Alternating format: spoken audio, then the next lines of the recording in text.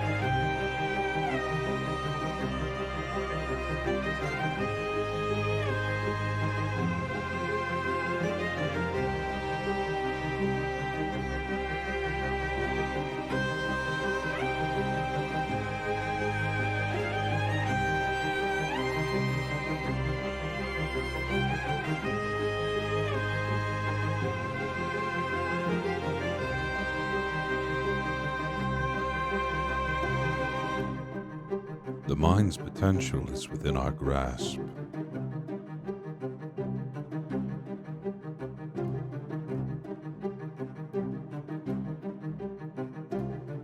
I merely need to craft the key.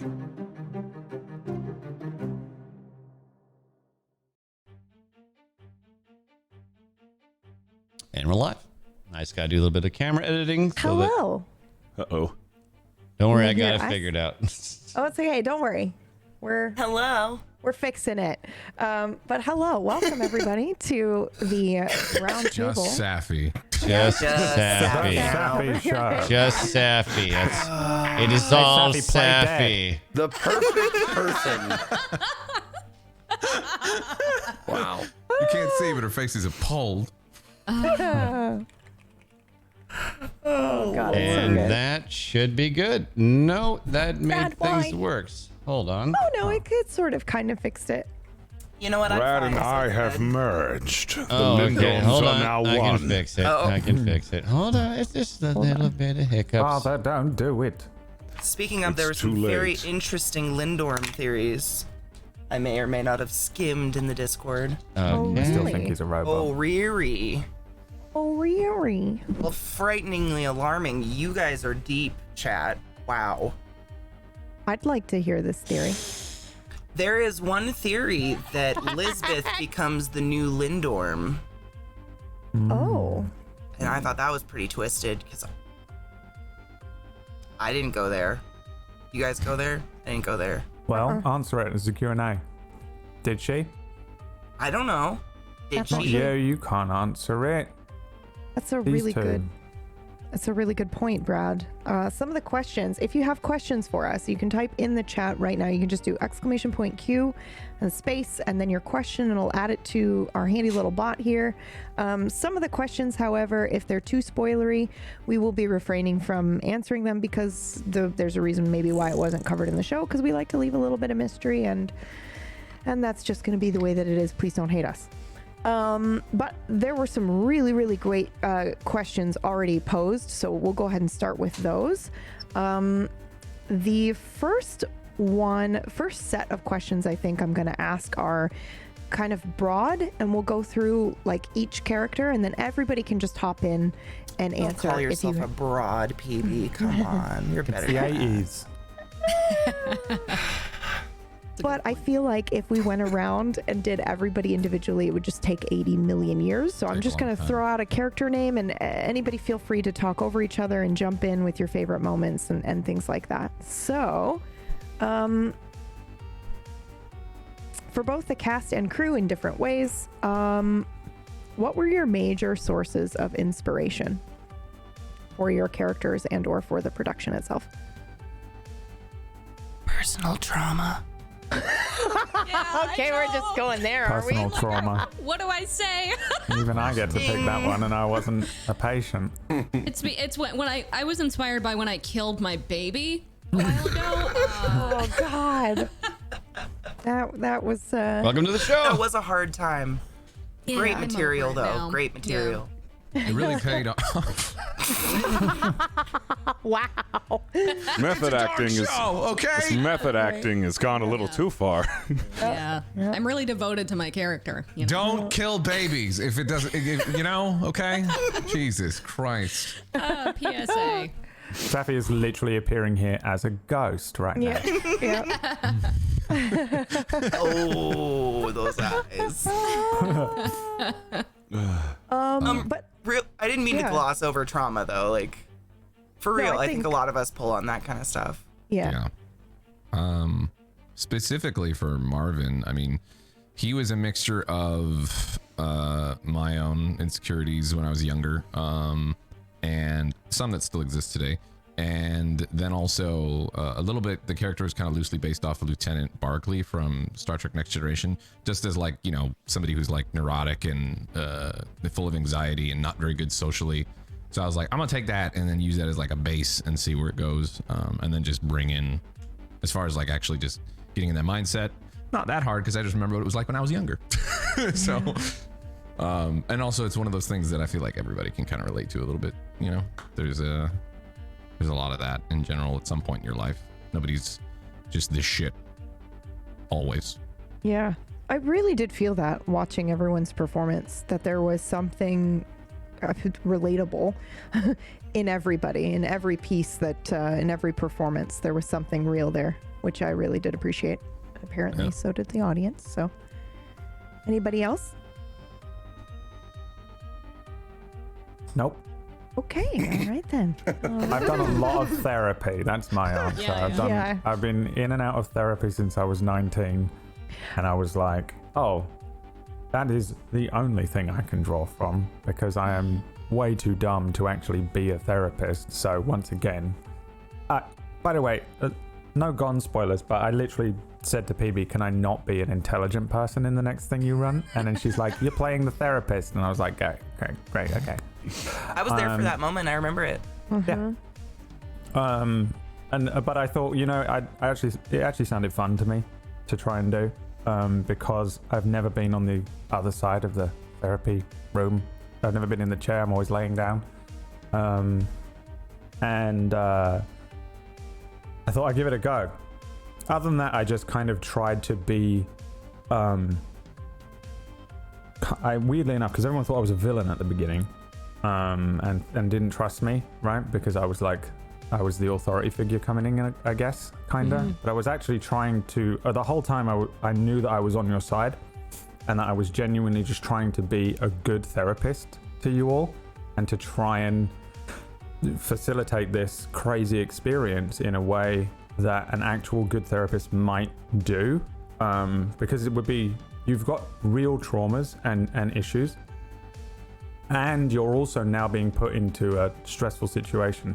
I didn't know like anything. I knew kind of really limited information outside of what you knew.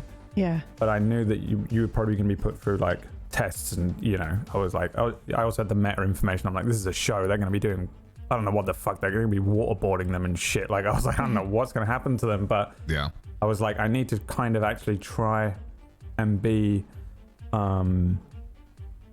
a good therapist to them. And that was kind of my plan. And I was like, I'll just try. Other than that, I think I just sort of played myself if I had become a therapist and was a lot more compassionate, probably. And I was like, I'll just try and be a better version of myself, because that's So true. That's going to be much easier for me to do than to try and play another like super intelligent and other thing. I don't know. So I kind of just put a lot of myself into the general RP, and then tried to actually be a good therapist. Was that weird for you, trying to play a therapist? It was only weird in the sense of we did a game before called Zero Blow Orion where eventually my character surpassed where I am in real life in my own mental health journey and became a better person than I am in real life, and then I had to role play a better person than I am in real life, and I was like, that was kind of fun, so I just did that again a little bit. I was like, okay, just don't do anything you would do in real life. Be nicer. But it was sort of weird, yeah. But then also, I thought I was going to be doing a lot more one-on-one stuff, which is what I'm super used to. I've like never done any group therapies and stuff, so I had to look into it and things. I really wasn't sure how to do that. So I did the thing like where I'm at a 10 became a meme. Yeah. But I threw that, I made that up just before the session. Was like, oh, I know, I could get them all to say like a number about how uncomfortable they feel. Yeah. And I was like, I will get them all to tell each other how they feel inside, but not actually give any specifics. Because I was like, if I went to a group therapy, I might be willing to be like, yeah, I'm quite nervous, but I don't think I'll be like, this is my trauma. Yeah. And then I found out that's actually what they That's do in real, group therapy. yeah. That's a real Like technique, afterwards. I was like, oh, that's cool. But that was a thing. Yeah. So I guess it's pretty easy to be a therapist. Yeah. Oh wow, yeah, that's the takeaway. Yeah. The only other thing as well is that I knew Fist was going to be playing my dad and that he was in charge, and we had recorded some stuff, so I had a little bit more information on that side of things as well. And I really wanted to play a good middle man between them that was a little more compassionate, and also I knew that Fist's character was going to be quite driven by his own grief, and really he didn't really get over the suicide of his wife. And I wanted to play the son who did and had actually gone through this process that he's trying to achieve with these That's super neat, yeah. meds. Yeah. We had some really good powwows when we were all sitting down talking when we about were that. recording those things. Yeah. And I was like, it might be really cool if I've actually kind of accepted and processed the grief in what would be a natural way, and he hasn't, which has led to this kind of unnatural medication that they were working on. Again, I didn't know everything at the time, but that was the other thing that kind of drove me in the direction. And then I was on my own as well, because these guys had each other in that they were all patients or Yeah, they're involved. isolated in that. Yeah, and then you two were the writers, and then there was me, who had this alternate set of information almost.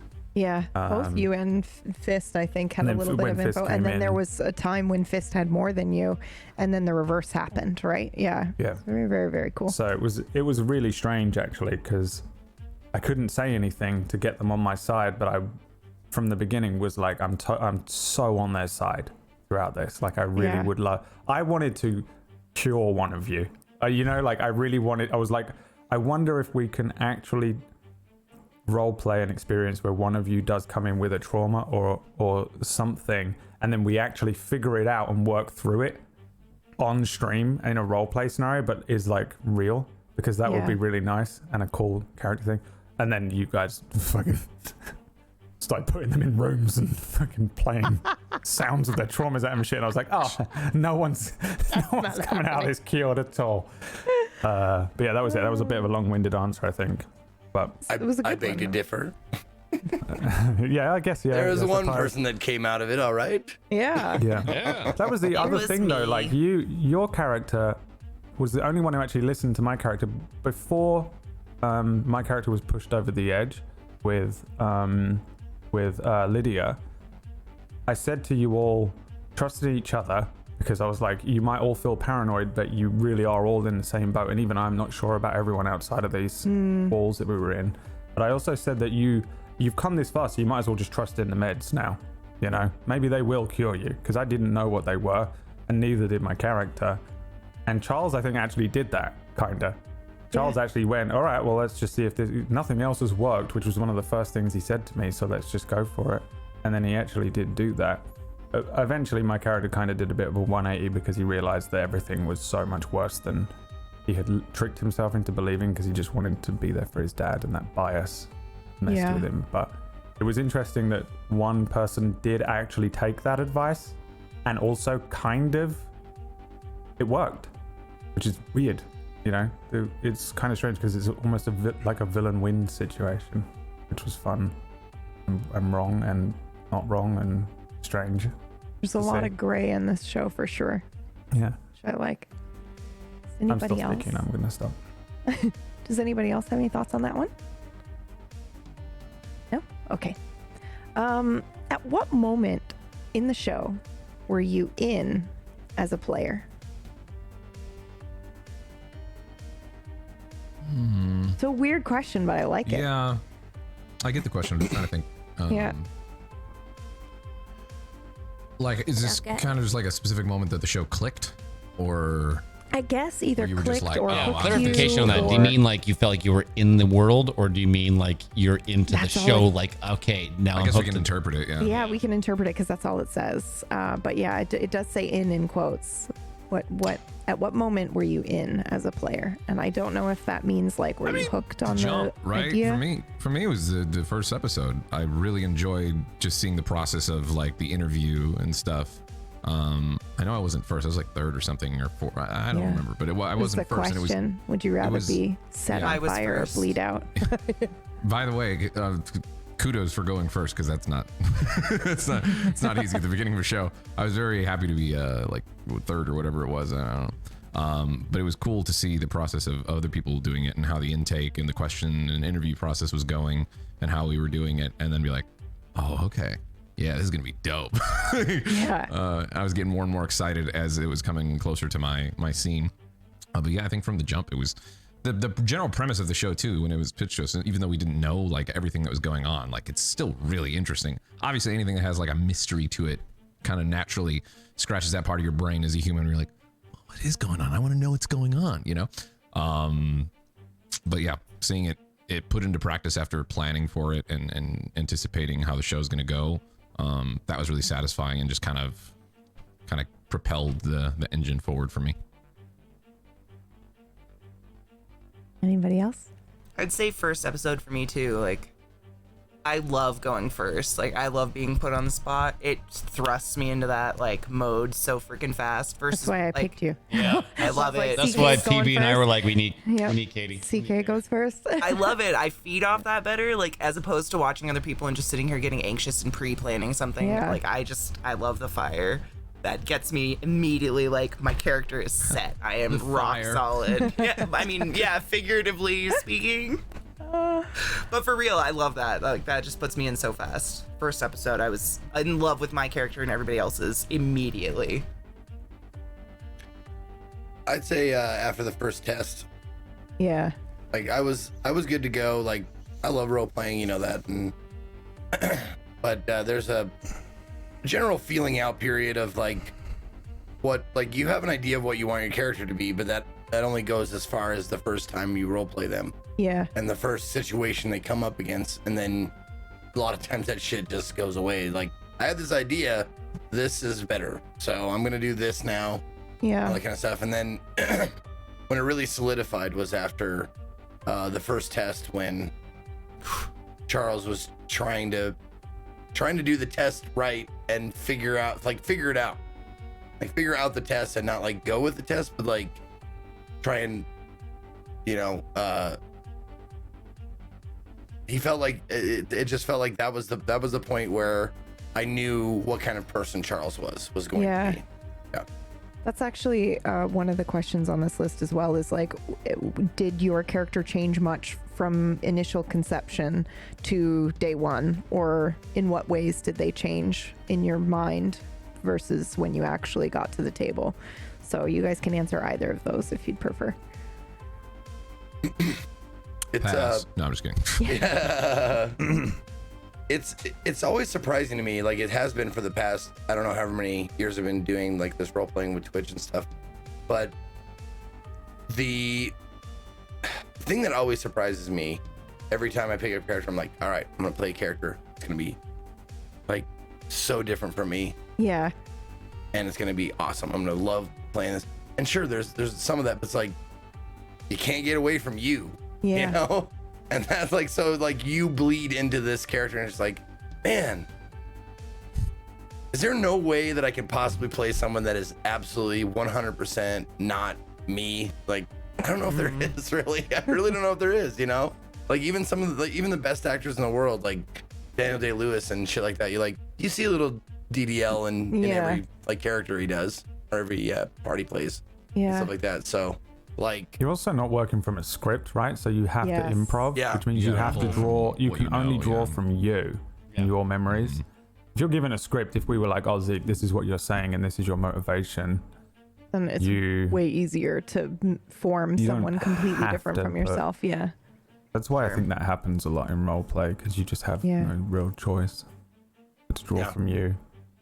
and you like, man, especially like, I want to play a character who doesn't think of the quippy, funny thing to say, and it's just like, bleh, like, damn it, It that's happens not every single time. son of a bitch. You know, you're like, this character is dull. He's not witty. But it's like, you know, like, and I know I'm giving myself a lot of credit for being witty, but it's like, I always have, like, whether it's good or bad, funny or not, like, it falls on its face. always have something to say. And it's just like, this, you gotta stop doing that. It's tough. Stifle it's it, so yeah. tough. Yeah. Yeah. It worked well though, your character, I think, just in contrast with everybody else. That's what I like most about your characters Great and the show in general, is that all the different dynamics of each character like really blended well. Each person had their Yeah. own thing that they brought that was contrasting to the others.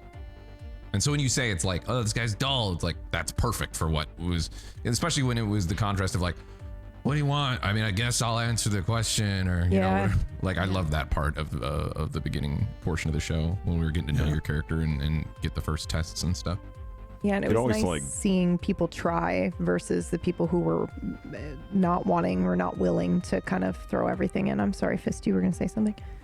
Just about to say, like, it became like you knew what Charles was going to do next after. Like, you got to know his character and you see him, like, go down. It's like, okay, well, that's a Charles thing to do. Like, that makes sense. He was always predictable, which was good because it was, like, a strong foundation, that character. And seeing how the character ended up in the end is, if you, like, link back, it makes sense because he was always willing to comply. And he's like, hey, if it's working, it's working. And I said, I'd stick with it if it was working. Yeah. And so what's interesting about that too, I find, and this is just like Zeke's role play in general, I think, is that it gets to the point where it feels like, as a GM anyway, there is no other answer than whatever his character is going to do because he's just been so committed to that character and those decisions all the way through. Like, so for example, for the finale, I felt like I kind of knew what was going to happen because I just, there is no other option. It just makes sense that he would do that, you know? So it's yeah. I think that's really cool when players can do that, when they role play so well that I go, okay, here's a decision. They're probably going to do this because that's just how they've played their character so well. That was the other weird thing that I mentioned, like way back when, and spoke about it at length at the end of one of the episodes when I went around the group, and their responses made sense with their traumas, Yes. and they actually made psychological sense. And I was like, wow, I don't know how they did that, or if it's just, you know, they're drawing from themselves and therefore it's truthful, or it's just a coincidence, or, you know, or maybe psychology is just common sense with a little bit of dash of insight and intuition or whatever. But Yeah. it was weird. I was like, whoa, like, because I wrote all those damn notes. Talented.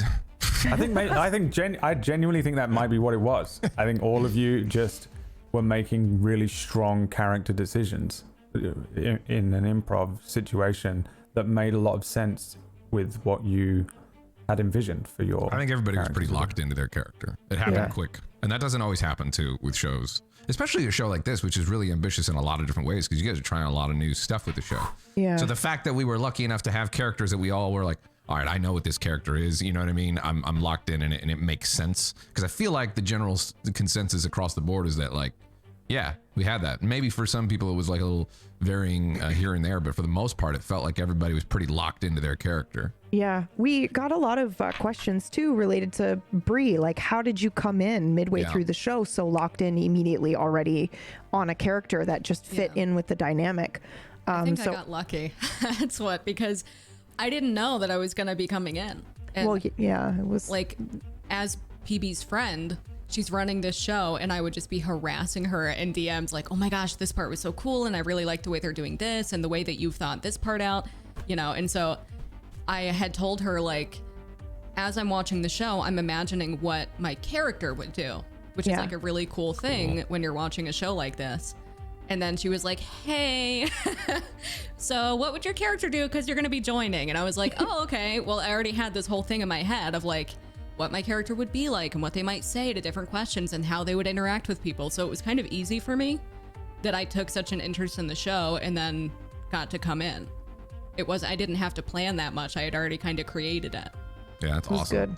It was really, really good. That came Very through too, that you were, I mean, like I said, I remember even just in the show seeing you in chat and stuff and talking about stuff and commenting. So when I saw you coming, I'm like, oh, she already knows what's going on and is clued in to what's happening and, you know, clearly enjoys the world or whatever. Yeah, So and the good. direction too. It's sometimes hard. Sometimes hard for players to, I feel like, all be in sync with where they all want to go in the show, in the play space. You guys did that episode 1. It was incredible. It was very good. There was a really good synergy with everyone right away. Chemistry. Yes. Was there anything that was what was the most challenging moment for you as a player? Ooh. I think for me it was playing a villain with no stops, like no goofy quirks, Yeah. no reprieve, like say something evil, then lift your seat up and fart real quick, and was like, that was nothing, just a side effect. And like, no, no comedic relief of any sort, because I've played evil characters in the past, but they've always had some weird quirk or they're like a weird character, so they always have something that like okay, well, sometimes they're harmless evil or sometimes they are evil, but they're really not going to do anything. Yeah, they're over the top. They're really not going to do anything. This is my first character who's like, no, this guy's just straight up pure unadulterated evil, and I have to, and like getting into that mindset and being like, he once was something that could have been a good idea. He was really just the live long enough to see yourself turn into a villain sort of character, where like this good intention turned super evil, but he's like full blown on this project. He like basically became a machine, so you only have one prime directive and he had to focus on that, and there was like no compromise. That was, Thank you for I was doing very that. nervous getting into that. Thank you for taking the plunge. There's an important difference that I think between being pure evil and being understandably evil. And I think Dr. Lindorm had an understandability to him. You understood why he was doing what he was doing. Evil intentions or no, if you're just doing evil for evil's sake, that is, it's like an explosion. It's fun right away, but then it's gone. It just gets complacent and boring to watch. But if someone has some sort of like I always like liken it back to if you guys watch the series Daredevil with Vincent D'Onofrio playing Kingpin, he was a villain, a vile, murdering person, but he was also very sympathetic, and you can understand why he was doing what he was doing. And I think Dr. Lindorm Sr. is in a similar fashion. Like, it's not reasonless evil. There's a means, there's an ends he's going towards. And there's like a pain in it too. Yeah. Understandable, not justifiable. That's a good point, Copper. Yep. That's really good. Another neat thing that I think we should share, just because it's really cool, is the intermission sessions that we had with Fist and Brad and Millie to record for that. A lot of times you guys would just nail it in one take, and it was insane to just... Yep. It was insane. Okay. I would sit there and I'd be like, here's the kind of general idea that we had for the scene. We didn't have any lines for them. We just kind of explain, and they'd sit there quietly listening to me, and I'd be like, do I need to give them more info? Like, you know, and they'd be like, okay, yeah, we're ready. And then they would just go. And then it was insane. But also Fist would almost always ask, how long have I been taking the meds? Where is this in the timeline? How long have I been on this medication? Because he would purposely be like, I want to have more emotion and slowly take it away. So that was something that I was were really so good, by the way. Yeah. They added so much to the show and to Lindorm as a character, and just made him that much more interesting, and just in general the framework to how we got to where we're at. You know what I mean? I love those, and you both knocked it out of the park. Every single time I heard him, or we went to an intermission, like I wanted to get up and do something, and a lot of times I did, but I would also have my phone and I'd be listening to. Yeah. So good job on that. That was great. I always put my speaker on if I had to pee. Could not miss those sessions at all. Good. That was Did fun because we Oh, did yeah. discuss like character motivations, which you don't always really get to do during a show because Yeah. there's no pause. You're just going, and yeah, I think in all of the recordings, the one where Mom takes her own life in the bath we had really long conversations around that. Yeah. About. Or was it the one before? I can't remember exactly what it was, but we were discussing her motivations and how she feels about how her depression is manifesting and how he doesn't see it. Yeah. I think it was just the one just before, actually, Yeah, when because- she was talking about it. Well, yeah, And- because the one just before she has a upswing, right? It's when She's she was like- looking out the windows. The one where she was looking out of the Oh, yeah, window yeah, kind yeah. of distantly, I think, was when we first started talking about it. We might have recorded a couple that night. Yeah. But I remember we came to this strange impasse where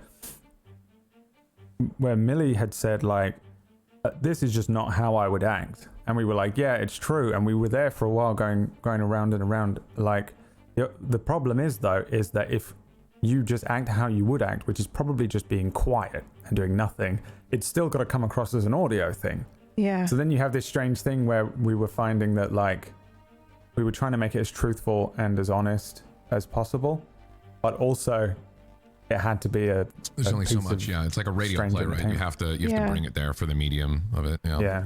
We went around and around on that one. And ultimately, I think just took the first take anyway, because we were like, let's do it again and again. But I think you did the first one. So that was kind of fun and interesting, because it doesn't seem at first probably necessary to put that much effort into thinking about your character motivations, because she's just a disembodied voice like 3 times or whatever, you know? Yeah. But she's everything to you too. But it's so important. It's Right, the catalyst of the entire thing, you know, when you go back and stuff. Yeah.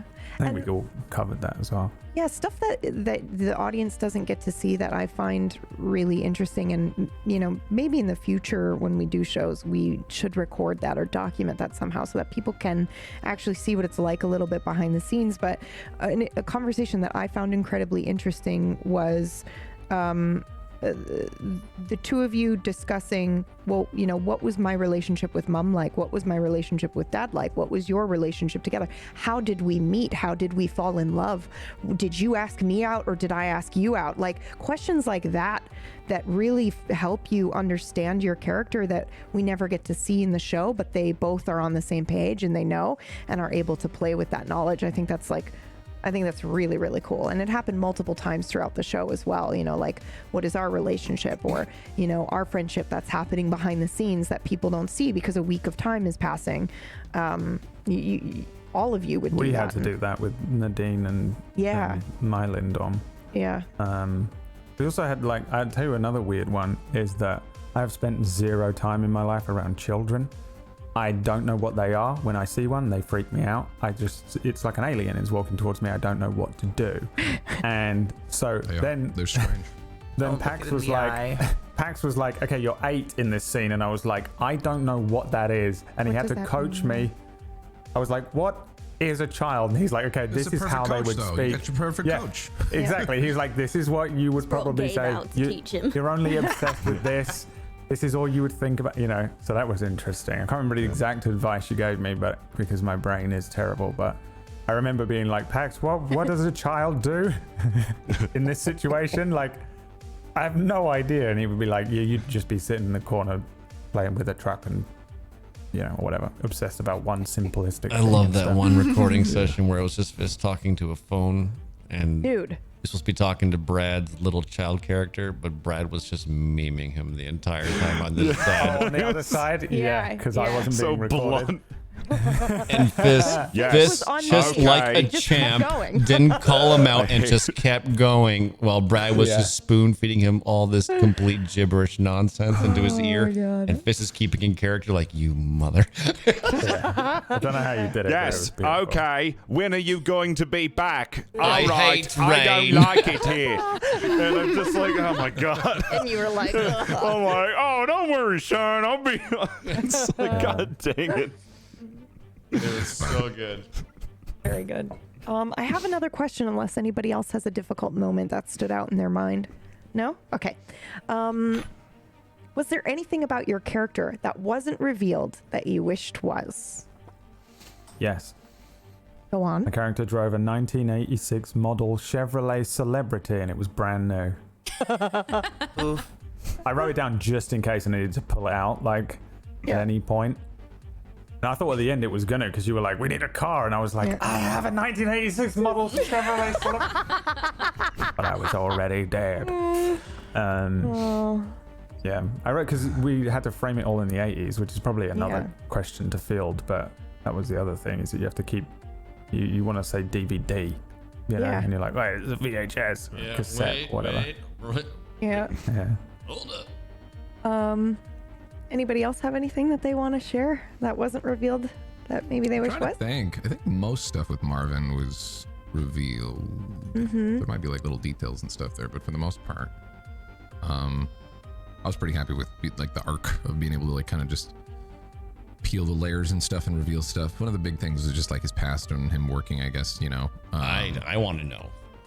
Yeah. What do you want to Yeah. know? What do you want to The know? Office stuff that was like touched on so briefly.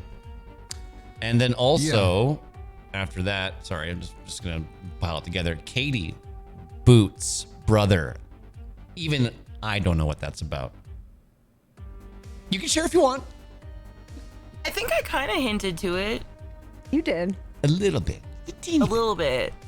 So it was the way she lit her house on fire. She was like locked in the basement, like religiously, like ooh rah rah shit. And her little brother, who was innocent, was the one that was allowed to bring her food because her parents didn't think she'd attack him. She fucking swapped him and threw him down the stairs and broke his neck. And the last thing she saw was Boots. Now we know. What? Wow. Boots. Wow. Wow. Yeah. That is. So, Boots. Speaking of Boots, the cryptic pictures that we were given during the show that were like all pixelated, Uh-huh. can I just say that during the show, no fucking idea, I was like trying to do like the boat in the weird nothing. Then during the rewatch in my Discord, I had it much smaller and I guessed every fucking one if it's You were like, that tiny. uh-huh. I was pissed. I knew them all. Man, dude, I tried so hard. Whew. That was good. That was a really neat That was fun. That was technical fun. episode. Yeah, that was a really, really good. So I guess we'll get to that on the Production one. production roundtable. But yeah. What do you think the point of? Oh, sorry. Did somebody have another one? Feel free to talk over me because I There will was- keep yeah, asking there- questions. Yep. There was it never came up, but I thought it would have been cool. But there was no like, I don't remember there being like clocks or anything Yeah. inside of the asylum or whatever. But there was one thing about Charles that every time he saw a clock at tick over from 11:10 to 11:11, it reminded him of his trauma because he remembers being in the accident and he was just waiting for the ambulance to arrive and he saw the clock tick over. So there was no opportunity to use that because there's no clocks in there, but Yeah. every time, like before he got to this place, every time he would see a clock at 11:11, instead of making a wish, it said 2 times a day every single day since the wreck, I get a little reminder that I'm a murderer. So that didn't happen though. That's something that I built in, like baked into the backstory, and never happened because there was no clocks anywhere. Just a little tidbit. Yeah, I like stuff like that. That little behind the scenes tidbits that we don't get to see throughout the show. Oh, this is a really weird one, but I like it. If Lindorm's experiments really led to a drug that could heal trauma, would it have all been worth it, in your opinion? In character or out? Both. I think we know how you guys feel in character, but Yeah. Yes. Yes. Absolutely. I talked to Brad about that. It was like, in character, we have to be like, oh, this is bad, but out of character, I'm like, give me the pill. Like, right, give me. I would take it. I don't care. I don't care Yeah, what. You don't have to 100%. tell me the horrible backstory that got me here. Just get. I don't care. Give me it. I'd take it right now. I don't know if Yeah. I would. Oh, yeah, I would. don't know. I think I'd be a way Well- different person. The experimental one or the finished product, though? The finished product. Like, if it Because led the to... experiments seem, you know, you're going in there on a 50-50 shot. Yeah. Yeah. But Yeah. if the actual, you know, trauma removal pill exists, Yeah. then well, yeah, you probably would be a different person. I mean, there's going to be a People would be nightmare of a so conversation, boring. Yeah. I wonder would if you they? could keep Because your what if all it does? personality. You take would, I away think, the- retain your Yeah, personality. like it changes who you ultimately. are. Yeah. I don't think it If does. You'd be like, retain how was your personality, childhood? I think. It was rainbows and sunshine. I'd be like, gross. Later. Maybe just if it cut, like if it cut the emotional cord between you and the trauma, that if that were the pill, that's what I would take. EMDR. If it was like you forget. Yeah, EMDR shit. Yeah. Literally if you an forget it EMDR pill. completely and change. Yeah. I don't know if I It would just take it lies then, on but- your interpretation of what the pill actually does. Yeah. Yeah. Yeah, so that's another question. What do you think the pill does, and what do you think the point of the project really was? What are we but our memories? Yeah, it's just a So- Gone prequel. For Marvin. Oh, I dare, bitch. I dare. Early Marvin probably would say yes if it would actually, like, if he knew 100%, it would, you know, make him less anxious, make him more like a normal, balanced person. He would say yes. Later Marvin in the show, not so much. Yeah, but what fascinates me about that is I feel like later Marvin in the show was more balanced. I feel like he got it. Like he's fucking driving them out of there. He's determined. He's sitting Marvin next to kind of someone went having into like a conversation. weird, almost like, you know, your uncle pushing you into the deep end of the pool and he had to learn how to swim and it ended up really working for him. And he's like, Yeah.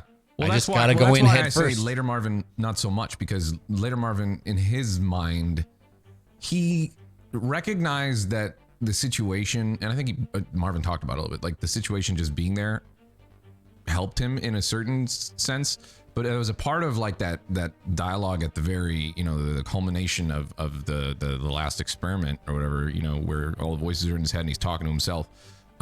It was like a realization moment for him, like, nah, I can do this shit myself. Yeah. Maybe, you know what I mean? Yeah. Like, I don't have to thank them for me being here because I'm the one actually doing the work. You know what I mean? yeah, it was a lot of That's what the self-realization. realization was. Yeah. Yeah, it was Yeah. really How good. sassy you got with Lindorm. I loved it. Yeah. It was Like, so cool to see one Aggressive. cast member self-heal.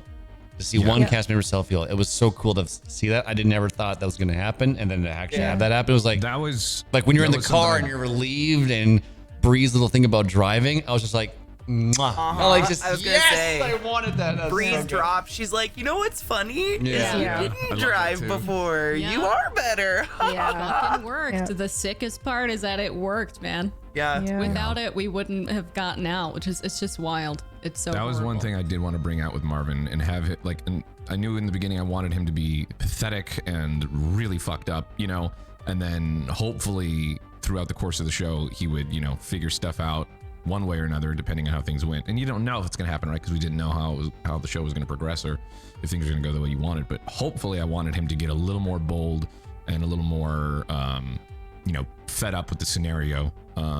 Do you think? Can I ask you a question about that? Sure. I wanted to ask you a question because your conversation with the machine was so much more unique than the rest of us. Right. Yeah, And just your by the nature of his experience with backstory. Lindorn. Yeah, I just wanted to say, like, I wanted to ask you, like, was that the point of your characters turning, like, oh, fuck? Like, and becoming, because I felt like before that you were still a little bit timid. And after that conversation, you were like, Well, because he This was is so much more serious clued shit. into what was happening then, and somebody Yeah. brought up too, like they saw the shift in Marvin when he realized like that he was talking to a computer, like he was much more relaxed in that moment, and that was so intentional because he's like, this is my wheelhouse. I know. Yeah, what for this sure. is. I felt that 100%. You know, in that scene. And so it was a way of him. Yeah, he became a lot less timid and a little bit confident in a sense. Yeah. Because he was more clued in. Some of the biggest sources of just fear in general is just not knowing, right? In general. So once that curtain was removed and he was able to see like what was happening in the back end and it was related to technology and stuff, he's like, okay, I can do something with this. I have more to go off of, and I don't have to be as scared. Still a little, he's still Marvin, but that's part of the kind of motivation for him to be a little more bold. Yeah. Everyone kind of got a purpose, right? And the weird thing is, with the exception of Lydia, everyone Speaking of Lydia, I wouldn't mind hearing a little more. got better. Yeah, say words. Yeah, Lydia. I mean, there's a lot under the hood we never got to see. Care to elaborate? Care to ask a question? I don't know what to talk about. What do you want to know? We're talking about the question they asked about revealing, the things you wish you could have revealed and talked about your character. I thought I got everything out. I didn't think I had anything sort of left from what I wrote down. Sorry, I'm really jittery right now. Can I ask you a direct question about your character? I have a question. Yeah, go for Can it. I ask a question, like a direct question? Yeah, So, at the the climax of your character finding out who she actually murdered, are your parents alive? Like, were they present for any of that? Like, was he actually there? And does your character actually feel remorse, or do you feel like maybe subconsciously killing Hazel was killing the problem that made your parents reject you? Ooh. Okay, so That's a really good question because I don't I'm sorry think if that's loaded.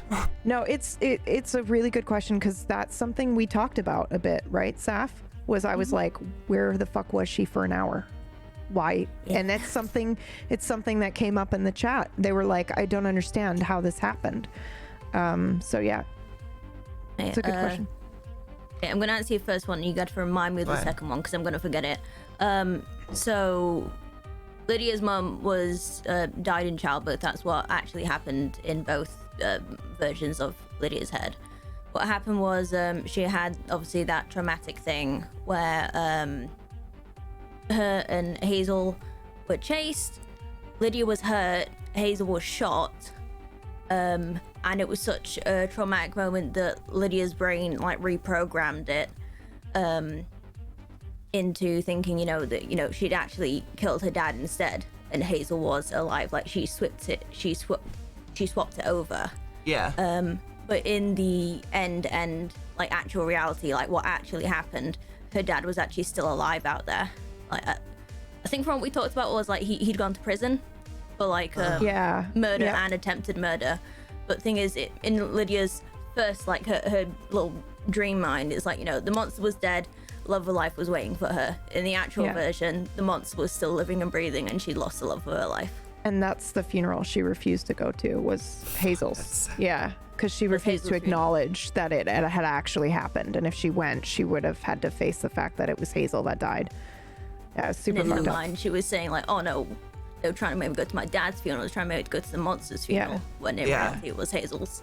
So that leads to my second part of that question was, in that traumatic moment where you were being chased and Hazel and your dad and everything were present, do you think like in that moment of like terror and fear and everything was mixed up, that your character actually killed Hazel as a way of eliminating the problem that made your dad chase you? No. Like Hazel, subconsciously? Yeah. Okay, so there was oops, sorry. I know. No, go ahead. No, that's so loaded. Go on. Okay, so there was scuffle for the gun. There would have been Dad holding a gun for around about this way. Hazel and Lydia both grabbing at it. Oh, okay. And what I had was that he pistol whipped Lydia, like full, and just like smacked her in the head. So she would have had like quite significant like concussion-ish type injury. She got knocked to the ground, but during all that she didn't hear the gun actually go off. The dad shot Hazel. And he was kneeling down, getting ready to shoot Lydia, who then, found Screwdriver. I always have a pen when I do this. It's perfect. Stab Very with a big threatening. It's so strange how it just happened. And I think through, obviously, like the physical injury of being like smacked like really hard in the head, the trauma of then like thinking that she's actually murdered and literally blood has poured down all over her from killing him. All she could really do was sort of like just like drag and crawl herself over to shout. I was talking to PB about this, and she was like, "Wait, why didn't she go to Hazel?" I'm gotta be honest. This was a major disconnect for me. I was like, "What the fuck? She's a monster." Because you said I don't want her to go check on Hazel. Like, essentially, this girl, the love of your life, gets shot, and she didn't realize. She probably already mixed it up. Wow. Yeah, but like, it's just so, it's wild to me that like you get in this fight with Dad, and he drops to the ground, he's bleeding, and you don't think to check on where is she? It's just, she just snapped. And then she goes and sits in the shower for an hour while the love of her life bleeds out. Oof. Like, what the fuck? She didn't know she was in. Yeah. She didn't know she was hurt. She didn't hear any gunshots, so she had no indication that Hazel was hurt. All she could think was like, oh my god, I've just killed someone. Gone. Yeah, Hazel's just gone from her mind in that moment. It's just fucking insane. It's so good. That is crazy. Yeah. Oh, Thank you for answering. I know those are really, that's like the worst scene ever, but. What's up, Sam? There's a little fun fact thing. Back when people, like, originally when the first trailer came out, and people are combing through, like, every screenshot, like, everything. Yeah. If there's I don't know if there's a few people who, I don't know if anyone's actually put two and two together, but you see there's a person sort of like sat huddled, and there's like a black eye bar thing. That's an actual picture of me sat on my shower floor wearing a white dress with fake blood on me. Mm-hmm. Wow. What we included in there. It was there. And everyone thought you were the damn cellist. Oh yeah. Oh yeah. Oh, that's funny. Does anybody else have any other character questions like that for each other? Because I think that's really interesting. I want to ask everyone, at what point, if it happened at all, at what point did you kind of start to trust Judy? Because I know that there was like a major vibe of, she's a plant, we don't trust her, how do you know all this stuff, what's your intention here? And then it felt like over time it kind of became, especially with Marvin, it was like there was a conversation where when Judy first she had like a meltdown in front of them for the first time, and kind of like was real and was who she was as a person instead of this fake thing trying to get a vibe for them. And Marvin was like, I believe you, like, it's okay, I believe you, and kind of was sympathetic to her. And I think then was when she was like, okay, Marvin gets it. But I want to know if it happened with everyone, and if it did, when, like, how far along. For Marvin, there were 2 points that were crucial for his reception to Judy. One, when he found out you beat the shit out of Hank, he liked that. And that kind of softened him up a little bit. He's like, okay. And then the second part was when you kind of had your breakdown there, because it made sense that Marvin could sympathize and recognize like that it's not being put on, Yeah. And that was like the other turning point for him to be more receptive to your character. I think I saw you as an immediate ally. Like, you were in my dead roommate's room, and like you immediately, like, there was something you said where you had your knuckles were fucked up, and I knew you had a distaste for Hank. Yeah. And so I was like, I need to get her on my side, but I thought you were like already empty from the computer or something, because you were so zonked. And I know now, like, you were trying to play it chill, but like she was like, hello, like, you're on someone's grave right now and you know it, like, let's do this. Yeah. So I think if anything, I was frustrated because I thought you were drugged out of your mind or something. Yeah. Like you were someone to slug us out, because we were all empathetic. None of us would have just left you. Yeah. Because of what Lydia just disappearing freaked, I think, everyone out to a point of like, shit. Yeah. Yeah. Did you ever find, sorry, CK, remind me, did you ever find out what happened to Lydia? I don't know if you did. I don't think Hank ever gave it away to me. I think part of, like, I knew like I had a feeling because Hank came in and just said she's gone, she's whatever, and he was just like cleaning up all her shit and saying he was gonna throw away everything she owned. Wait, wasn't that conversation between you and Lindorm though? When you were strapped to the table, saying like, he never directly said what happened, but you were saying like, what, you couldn't save a little girl, and he says, well, this is what happened. Yes. Like, Yeah, but I don't think she remembered that. I don't think she remembered that. I think your role, right? Yeah, I had critical fails. I didn't remember everything, anything. That's why everyone in the chat that next day is like, Elizabeth's acting like she's an idiot and doesn't remember. It's because she didn't actually. I didn't. I think Judy the only told people Lisbeth, but I don't think Lisbeth Fail believes RP her at all. Yeah, but he kind of alluded to it, I remember. But I just like, seriously, last 3 episodes, it was like crit fail, crit fail, crit fail. Ugh. Yeah. I think only there's, like- Nadine told Judy what happened, Yep. and no one else really knew. Yeah. And then when I come in, I'm like, hey, I know this thing. They're like, bullshit. And I'm like, yeah. Didn't expect you to believe me. I come in and tell you like, hey, this is what happened to your friend. Because if Judy was a plant, that's exactly what they would want her to say. It's like, no, they didn't kill her. She killed herself. You know? Yeah. I saw a lot of that in the chat too. Like, why doesn't she just tell them? And I'm like, dude, do you want to be the person that gives them the news like that? Like the first time you meet them? That's so scary. That, and I don't think Nadine was like equipped to deliver. Like that fucked her up. Yeah. You know what I mean? She's not like the news bringer. Like, oh, by the way, like she, I think, felt for the group, that side of her that wasn't drugged up. You know, I think she was like one of the group. That's what I felt personally. The I group didn't were trust really Nadine. paranoid though as well. Like Yeah.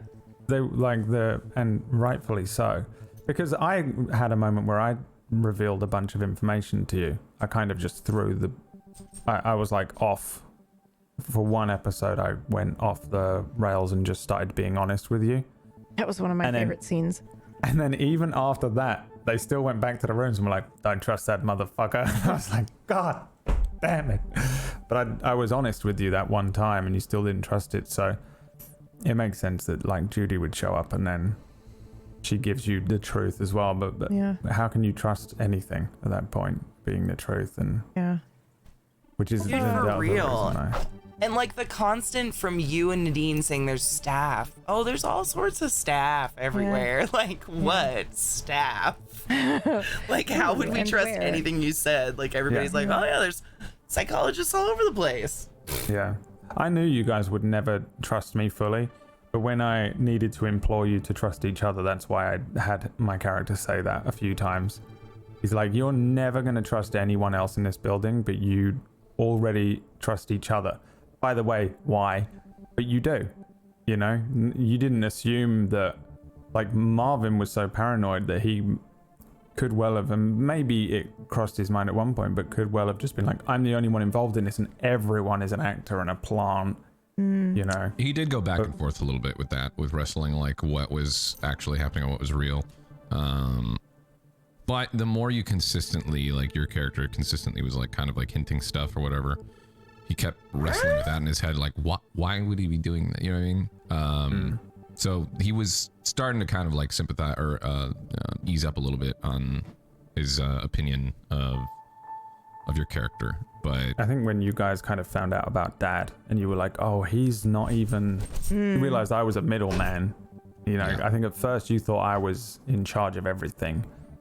And I guess that's probably the other thing of having a doctor in front of your name. It makes you sound like so much more, maybe like you're in a position of power, I guess. Well, it's also you just naturally are our connection point that we regularly have to talk to, you know. So you end up just being the face of the machine that's running there at the. And they facility. bigged it up. I remember in the first episode, like Nadine was like, "The doctor will see you soon. You get to go and see the doctor," and it was like this thing that you were building towards. And I was like, "Wow, that's terrifying," because they're gonna think I'm gonna float in like Magneto, you know. Like, and really, I'm just another cog in this thing. And the other thing as well, I had to, the week after that, I was forthcoming with you, and then I realized that I can't do that if I actually want to help you. So I then went back and I was now performing for Dad on his side.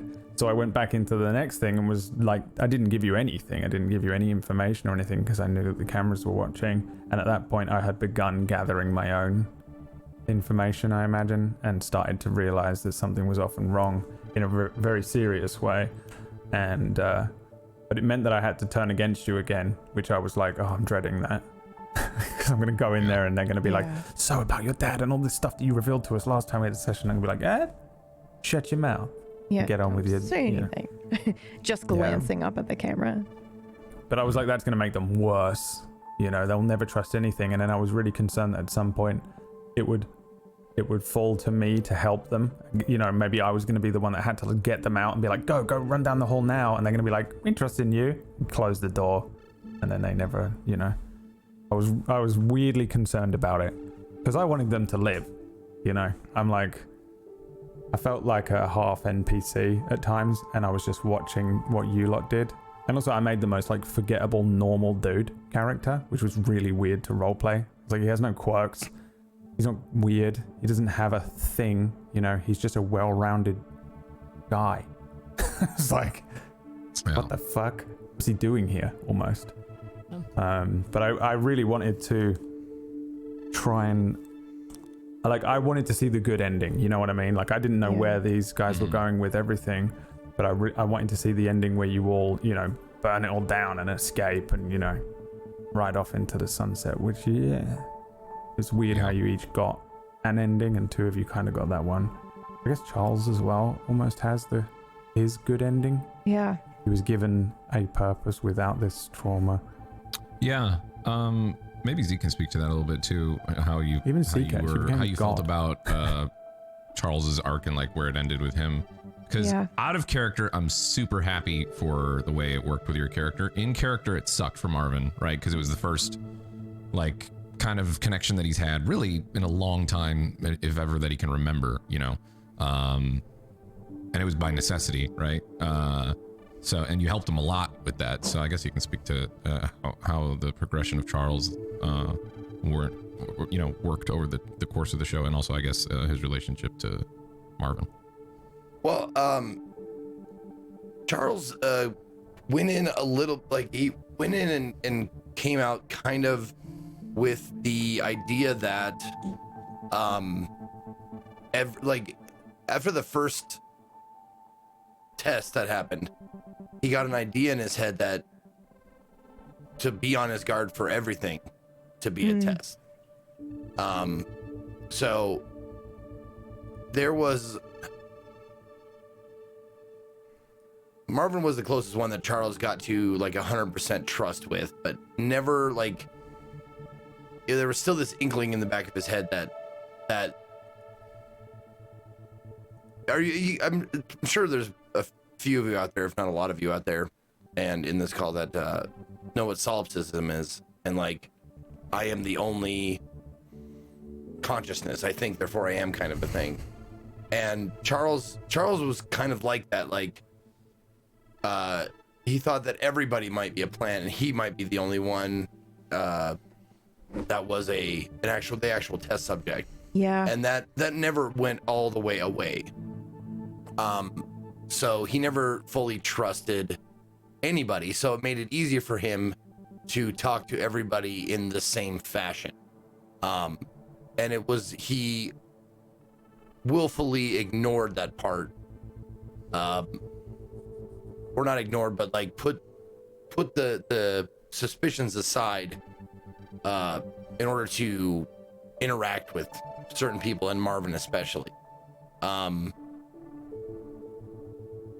Like if you could hear inside Charles's head, one of the comments might be, if Marvin is a plant, he is a damn good plant. Like he did his research, he is absolutely adopting whatever role they provided him with. And so he started acting like as though everybody was telling the truth, but never fully buying into the thing, except for maybe Dr. Lindorm, Senior. Yeah. But his you know, if you have like a very analytical outlook on life, like we're just, you know, molecules that happen to get together in like millions of years of evolution, yada yada yada, that really takes all the artistry and beauty out of life. So you tell yourself like, okay, I'm gonna ignore that. Like life is meaningless and nothing matters. Like I'm gonna ignore that. Or it's the opposite, right? Like if everything's an accident, then the odds of you existing and experiencing this moment are so rare. And in that way, it's beautiful.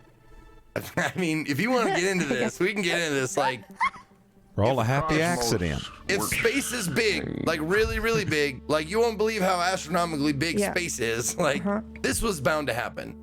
Like, our molecules meeting in this fashion was bound to happen, and maybe has happened. And there's similar versions of us across the universe, you know, and shit like that. So you could look at it like that. Like, yeah, maybe it was an astronomically odds against this happening, or you could say like the odds get less and less when you think of how billion trillion stars there are out there, you know, like that kind of thing.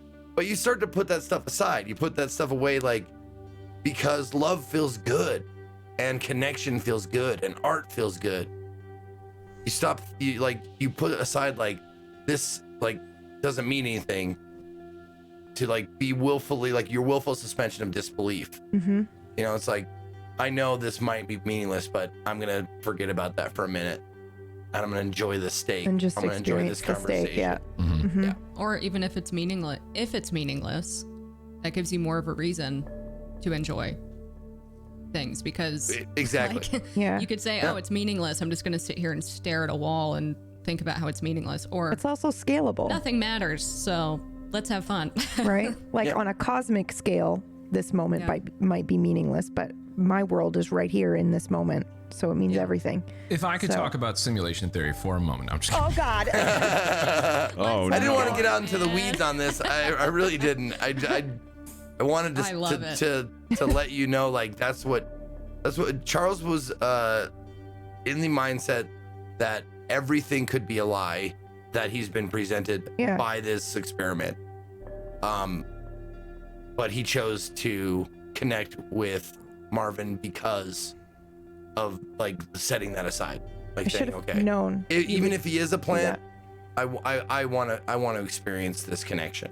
Yeah, I think that's really interesting, because as somebody who has, you know, struggled in my life to kind of retrain myself that, you know, people can be trustworthy, I feel like watching Charles go through that and purposely be like, well, you could be trying to hurt me, or you could be a plant, but I guess I'm going to find out. And part of Charles's journey towards the end there in getting better or feeling complete again was letting that go, was to be like, oh, I'm supposed to help you guys get out of here. This could be a test, but it's what I feel like I want to do. It's what I want to do. So I'm going to do that thing anyway. It was really cool. Charles's journey from that perspective is really, really awesome. Just a quick note. There was a very brief moment where early on I was thinking of making or pitching the idea to PB and Classy about, what if he was a plant? What if Marvin was like, you know, just a long con, you know, like, but not in the sense that he was a plant from the facility itself, that he was put there from an outside source to figure out what the fuck was going on. And that was interesting, but ultimately I felt Marvin was more interesting as an actual person going through, and it was more impactful to the stuff that happened to him because it was real. Oh, can I say like how awesome it was, like watching chat through the episodes, and so many people were like, Charles is sus, man. We don't trust him. He's he's part of the machine. Like Charles was the exact opposite. Like, everybody else but me is a part of the machine. You know, like, it was great. Like, he's gonna come out, and that's why it was so awesome at the end when he actually became a part of the machine, or tried to, or, you know, maybe he did, because like it was a self-fulfilling prophecy. Like you say, like you said it enough, fuck it, let's do it. I have some kind of shotgun questions that I want to try to answer here that have sort of come up. One of them is multiple times people asked what were the requirements for the program and why didn't Marvin fit, which I think loser is very interesting. But a couple of people in the Discord did get it. Everybody suffered a very traumatic loss, which was one of the main requirements for the program. And that is why Marvin technically didn't qualify for the program, but the way in which he did qualify was an incredible desire to get better. And take that as you will, but that was one of the main requirements. It was coincidence that yes, that's all of thing. our traumas had something to do with someone dying. Yeah, that was a coincidence because that's not how it was presented to me, and I'm guessing to anybody. It was just like, all right, you have a trauma. This is the first thing you need. Make a character, make it come up with a trauma in your life and submit it. And it just so happened that everybody's trauma had somebody dying in it. Yeah, and then we rewrote the story around that because I was like, I can't not use this. This is awesome. I think I might have been one of the only characters that knew kind of there was a lot of, because I was later in terms of like fleshing out what I wanted to do, because I wasn't 100% sure what I wanted to do. I had an idea, kind of like the seeds of like what Marvin's character was. Because I had a feeling most people's stuff was going to be something like, you know, death or something very traumatic that was just like either violent related or just very depressing, you know, like something, an event like, holy shit, this happened, you know? And I thought it might be interesting to have somebody who doesn't necessarily have one specific trauma, but just is fucked up in general, and is kind of at his wit's end and has gone through therapy, has gone through paying for stuff out of pocket, like he can't afford therapy anymore. And he just wants to try anything. It was actually really fun to fill out the thing when I actually did fill it out. I know it took me a while to fill it out. Sorry again for that. But when I did fill it out, it was very fun. And I don't care if you share that or whatever, that'd be fine. If you guys are okay with that, we might put that in the Discord later, because I don't know if anybody knew that that's how we did that. The application form that you see kind of teased in the trailer and stuff like that, that was their character sheet. We essentially gave them a form and said, fill this out in character, and it's their intake form. Which asked questions like, you know, have you done recreational drugs? And, you know, all that kind of stuff is what we had them fill out in character, which was very interesting to read that back.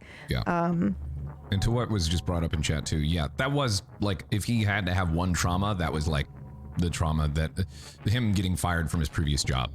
That was like the catalyst for kind of him really spiraling. Yeah. I saw a theory in the Discord that was like, because the requirements for the program, the fact that you worked at IBM for a while from your old job, somebody said, what if, since it's a crazy government project, what if they did that on purpose? What if they fired him on purpose and then scooped him up after? Yeah. And I was like, that's intense. Yeah. But it's a fun theory. Mm-hmm. What I really liked with Marvin is like, you said all the other three, we all had these traumas which ran around, obviously like loss and stuff, but and saying, you know, that Marvin's trauma wasn't as significant, but it's only significant as it is for each individual. It's like if you're asking someone for a pain scale rating from 0 to 10, the 10 is the worst pain you felt in your life. Right. So that it's losing relative, the job, that was the most painful thing Marvin has felt in his life. So that in its sense is as big as a trauma as what everyone else has felt. It just because it's in its own different box. It's still absolutely on the same level, but I love the fact that it had its own. 100% agree. Yeah. And I didn't agree. I was worried too, like when I was initially saying that, like, and just to clarify, I know you guys don't think this, but I don't want to diminish what anybody else had as far as like, another death backstory or something like that. Yeah. I still thought it was really interesting because everybody has their own specific circumstances, the way their trauma happened, and it's really fun to peel that layer back. But for Marvin, it was, like you said, it was the thing that his world collapsed because he understood technology, computers, he's good at that. And the other side of his personality where he can't do the social thing, he can't like interact well with actual people, that is what stole it away from him. So that just threw him into a, where you see him in the show. Yeah. I think that made Marvin like relatable on a whole different level. Like Yeah. Your worst enemy was your own brain, and as someone who struggles with It's mental health almost as if issues, it's like drawn from something. right, weird. Like I would take an external enemy over this one any day. So like your character was like heartbreaking, I think, for a lot of people. Yeah. In that Marvin was way. the voice in your head. Yeah. Literally. Literally. Yeah. The fast talking voice in your head. The self-deprecator. Yeah. Yeah. Oof. That That's was why the a, ending was so perfect. yeah, it so was perfect. really, really good. I That was can't stop thinking about him driving. he did it. He learned. He Yeah, he did faced his it. fear to drive. That was another question that came up a lot that I wasn't really sure how to position it on the show, but we've sort of kind of answered it and danced around it. But a lot of people asked, like, you know, what kind of prep did you do on, you know, mental illness or health issues before going into the show? And it's like, well, we kind of picked a production crew and a cast that all have personal experience with it in some way or another. So I feel like that really kind of enhanced the show because everybody put that element of their own personal experience into either their character, the music, or the scenes that we were writing, and I really felt that throughout the show. I saw another theory that I thought was really cool, and it's been posted a couple times. So all I'm going to say is read out the theory and say it's a cool theory because I can't answer it. Was Nadine a previous rehabilitated patient like Charles? If so, why did she get into the program? Or what did she do to get into the program? That's a cool theory, and that's all I can say on that. Did Nadine think Lydia was going to be released when telling her to insist on leaving? I will clarify that. Yes, and that is why Hank was packing her things. Nadine was, at that moment, trying to get her out safely. I got a question for you on that. Yeah. If somehow you had actually managed to get Lydia out, wouldn't then technically your neck have been on Yes. the line? Would Nadine have to like leave her job, run away, all these things, which obviously didn't happen, but Yes. it was a massive risk for her trying to sneak her out. Yes. It wasn't necessarily sneak. So what's weird about that situation is that it was a test of, do I actually have power, and is what we've been told true, that they can leave if they want to go out? So there's that aspect of it. And also there is a moment in the show, it's very short. Nadine is on the phone to someone. It's in episode 2 or 3, and she's having a conversation saying there's something weird going on. So she was actually in contact with someone, potentially maybe trying to blow cover on everything that was happening here. But we didn't get to find out what it was or who she was talking to. But Nadine was actually trying to help, just in the same way that Lindorm Jr. was trying to help as well, in her own way. I felt a little bad the way Marvin treated Nadine as soon as I saw, like, oh shit, she's not terrible. I actually really wanted that. So one of the weird things when I went into writing this show was like, wouldn't it be cool if the audience had the therapy journey without realizing they were having it, where you immediately look at the people who are trying to help you as if they're not trying to help you, you know, and they are the patients like you guys are. And I really kind of wanted to see that. And then towards the end, you're like, oh shit, they were just trying to help me. And the whole time I was like, you know, I had my fists up. And so, yeah, I'm really glad that you all hated Nadine in the beginning. It was good. Quickly, because he hasn't said enough, and also we're talking about people who work there. Hank. Yeah. You want to talk about Hank at all? Yeah, let's talk about Hank. Last scene? Where'd that come from? Hank. It's so weird how Hank was the comic relief and also kind of the worst villain. Yeah. Oof. How weird is that? There's no depth to Hank. It came from it came from billion fucking avenues. Like Ben Stiller, whenever he puts on scrubs and plays a role, was a lot of that. God, the fanny pack. Oh my gosh.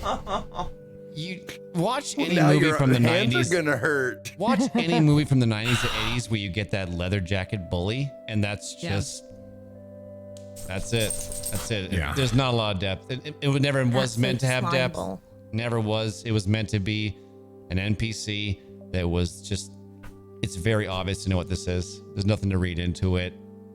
Yeah. Glorious. Nothing But to it just explore. goes to show how well you played it, because we all know how lovely you are, and you made us absolutely fucking despise that character. Yeah. Like, for being, and then it's like, it's a character, and that's Pax's character and Pax, but Yeah. I was there's gonna- so much. Creation of Yeah. art. You did a and very good artists. job.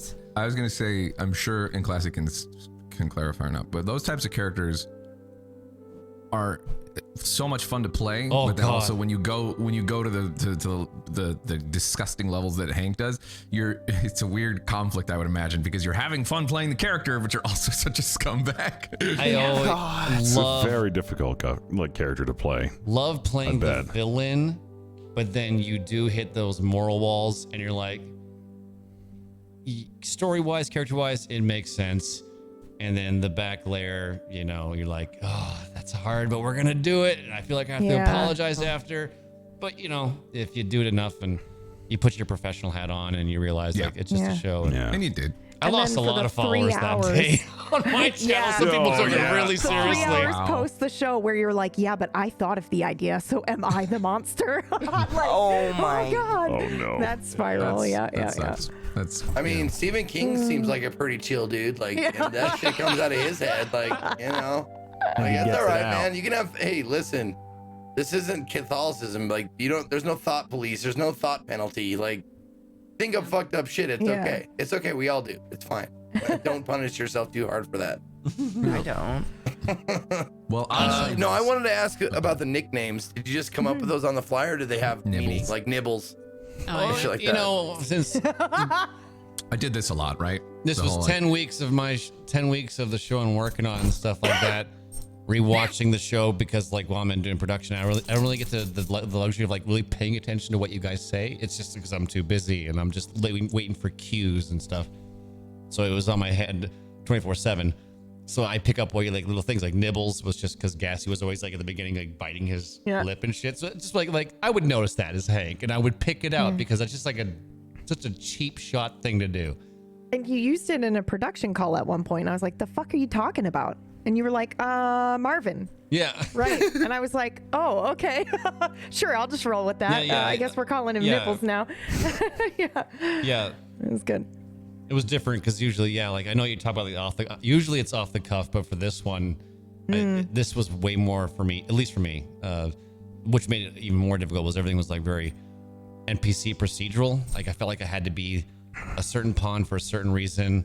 So I couldn't just go and just do what I wanted. I had to be like, all right, you're a wall. That aggressor. Yeah. Okay, so I just have a couple of shotgun here to answer, and then we can actually wrap with a really cool thing that we have. Let's see here. Okay. These are questions, unfortunately, we can't really answer, but I just did want to acknowledge them. You know, what is the point of the chip in Charles? We can't really talk about that. I don't even know. Yeah, so None of us know. I know, but we're not going to divulge that. This was really interesting, and I just wanted to touch on this one here. What was with Lisbeth burning herself in the trial? Were things supernatural or weren't they? And that is, we won, Pax. We did it. That was something that we specifically wanted to go into the show being like, we want people to be able to lawyer one way and then also the other way. So both theories can be true. Which is really, really cool. And then Never tell. also what happened to Reed. Was he killed? Was he put into the machine, or was it left ambiguous on purpose? It was left ambiguous on purpose, so we won't be answering that one. But the very last one, I think, is what was the first thing that Judith and Marvin did?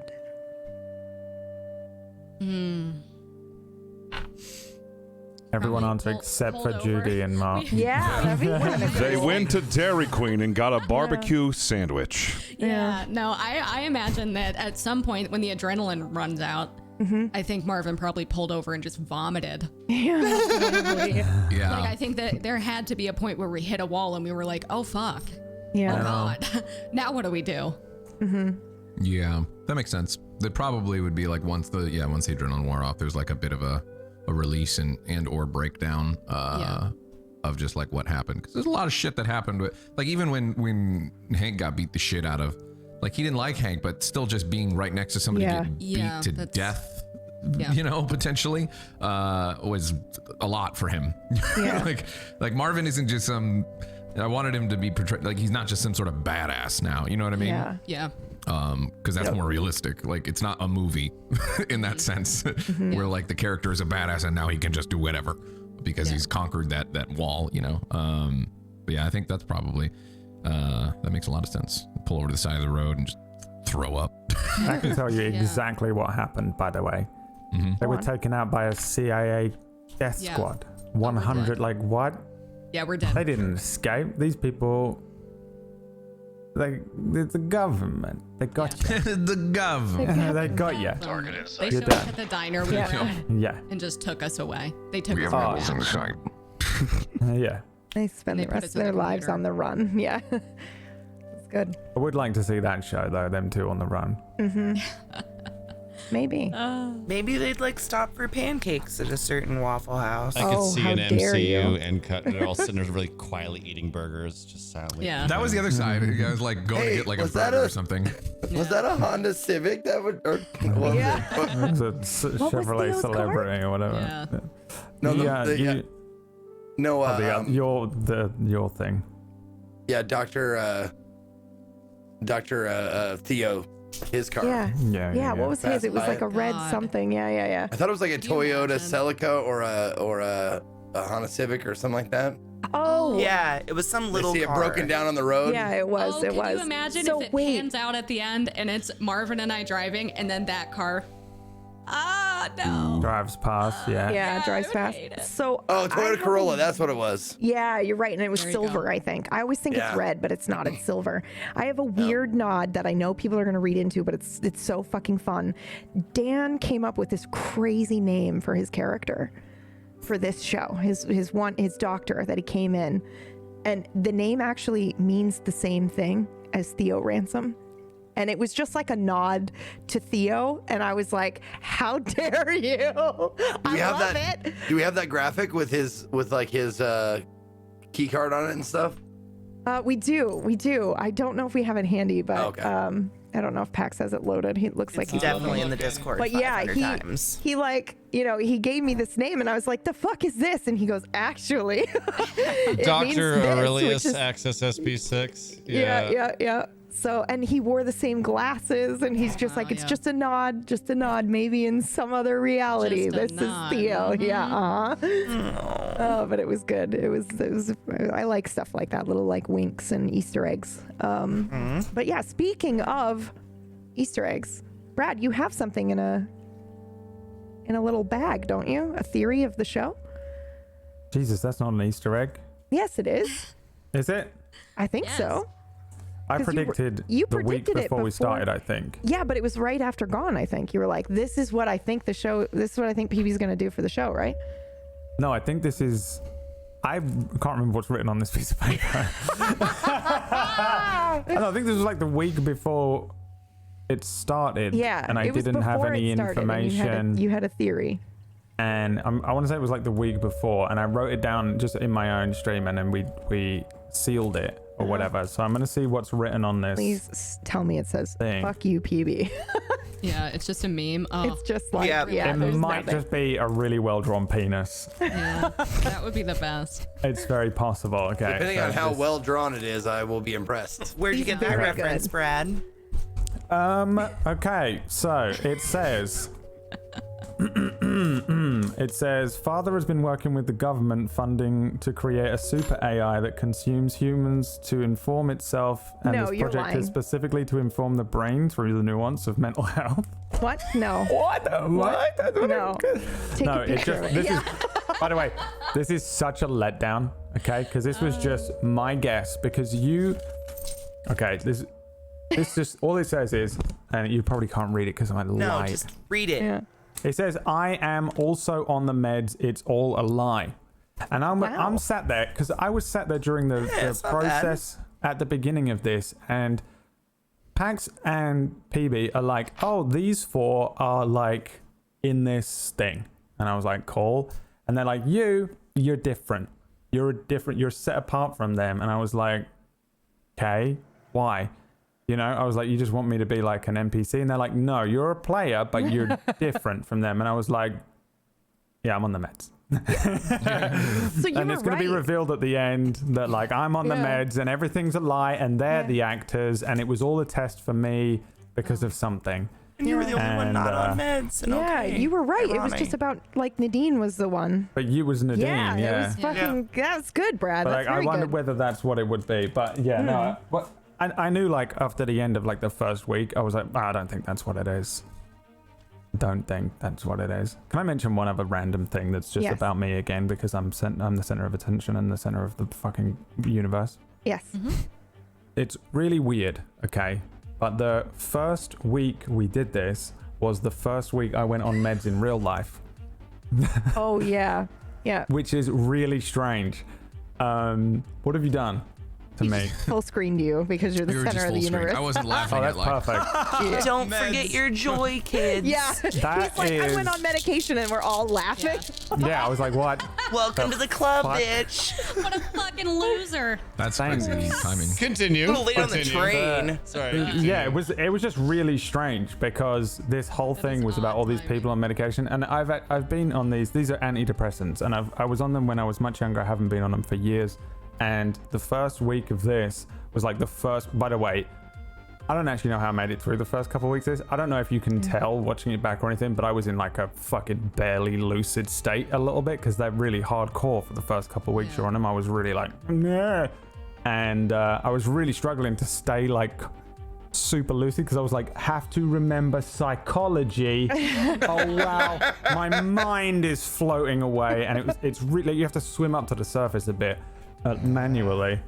But it was so strange because I'm sat there like on these meds like floating away, and then everyone's like, so the medication forget to is take your fucking meds. with you, and I'm like, it was a really weird Too process real. to have played through this game while being on these meds, and I didn't talk about it at all because I didn't want to mention it on any streams in case I had a bad reaction. I didn't want to be like, I'm on these meds and they're awful, and then everyone goes, oh, I'm never taking them, and you don't want to be that guy. But I mentioned it the other week, but I was like, it was so strange for me that I was now on these like pills, and I'm in this fucking show where you're all mental health people on these pills, and I was like, ah. And then simulation theory kicks in, and I'm pretty sure that we're in a simulation and it was just some sort of algorithmic thing. Anyway, that's all. I don't know. That's probably more interesting than the fucking the thing. The That's thing. good. Then the I've been thing in the thinking about it. paper. It was like I'm just been sat there thinking about it every week we play this.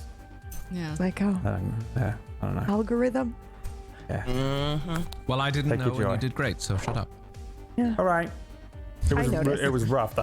I came out of like the haze, the like 3-4 week haze, and I was like, oh God, what was the What's first 2 happened? weeks of this like? Yeah. Did I think I was like, hello, I'm Dr. Reed Lindon, but actually I was like, and the sky is blue, rounded sky. Like, they're like, what? That was really good.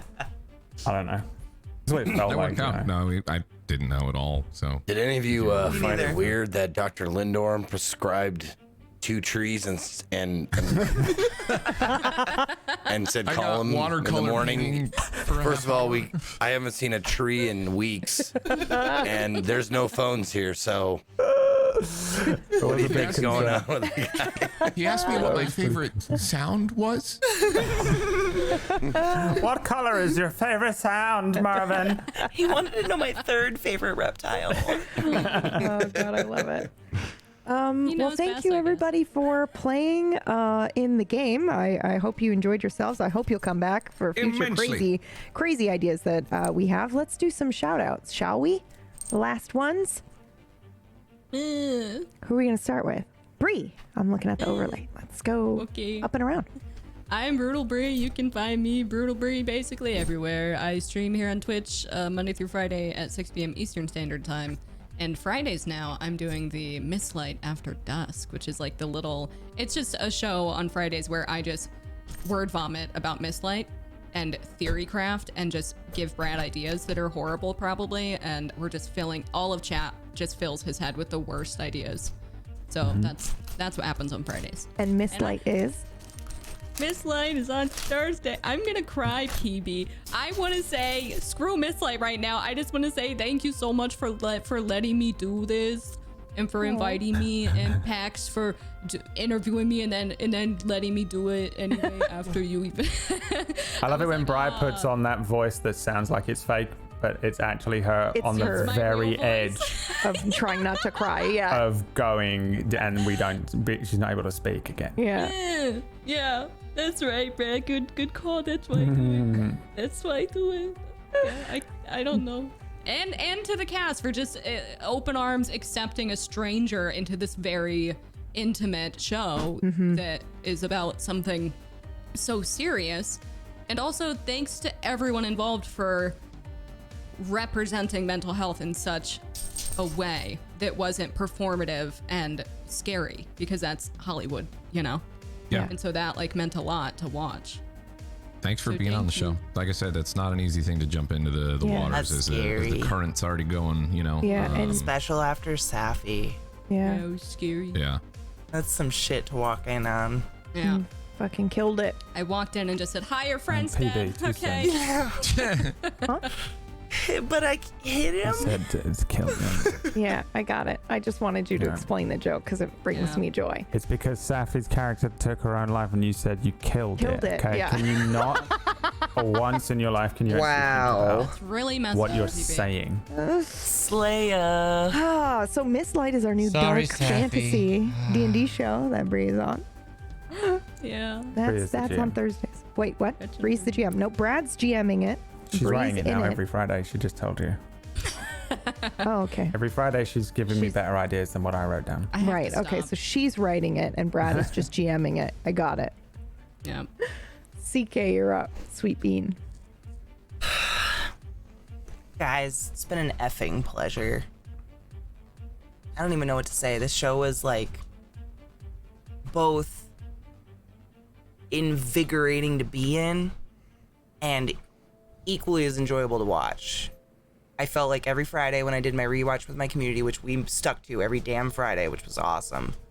It was like watching a whole new show. Like the production value and like when you're on screen, you're just not watching that stuff because you're trying to be in character. At least I am.